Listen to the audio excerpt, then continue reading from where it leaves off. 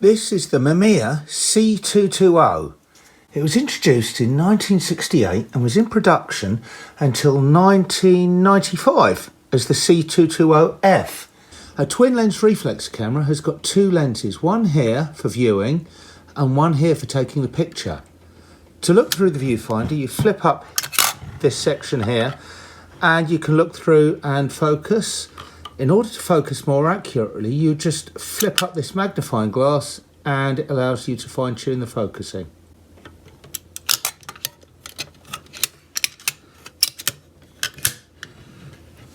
Most of these cameras took 1:0 film, producing a 6x6 centimetre negative. On the side of the camera is an engineer's vision of what a shutter release should look like. It guarantees pretty much the maximum amount of camera shake you can get. Before taking the picture, you have to cock the shutter.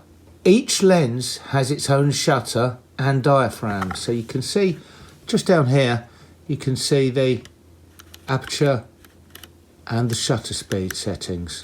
This isn't a focal plane shutter. As I said, the shutter is within the lens. That means you can fire the flash at any shutter speed, which is great for fill-in flash work. Here on the side of the camera is a handy cold shoe, and this tool here is for when you want to change the lens. You set it to lock, and that flips up a little cover inside to prevent the film inside being fogged and exposed. And to change the lens, you just push in like this and remove the lens. And I can pop on this 135 4.5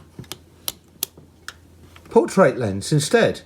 On the side of the camera is a parallax and exposure compensation scale just here.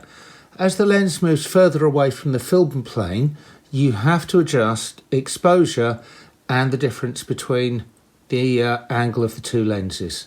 For instance, as you can see here for the 80mm, I've got the 2 mark there on the scale. That means I've got to adjust the exposure by a stop, and I've also got to use the scale through the lens for recomposing.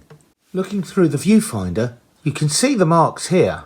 There's a 1.5 mark when the scale shows 1.5. I think Mamiya made the only twin lens reflex that took interchangeable lenses.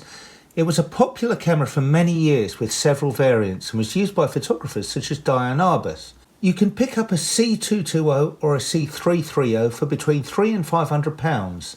It's bigger and heavier than many of its competitors of the time, but it's capable of producing great results.